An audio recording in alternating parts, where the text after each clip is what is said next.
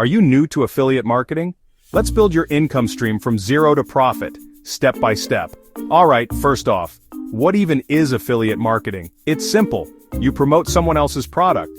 When someone buys through your special link, you earn a commission. No need to make your own product, no need to handle shipping. Step 1, pick your niche. Fitness, tech gadgets, books, pet supplies. The key, choose something you won't mind talking about for months. Step 2, sign up for affiliate programs. Amazon Associates, Share a Sale CJ Affiliate, direct brand programs. Just search your niche affiliate program and you'll find options. Step 3, build your platform, blog, YouTube channel, TikTok, Instagram. If you're shy on camera, even a simple website, email newsletter.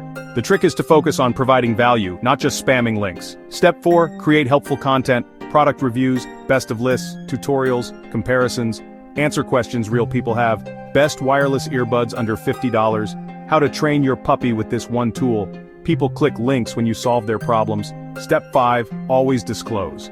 Be upfront that your links are affiliate links. It's honest and it builds trust. Plus, it's actually required by law.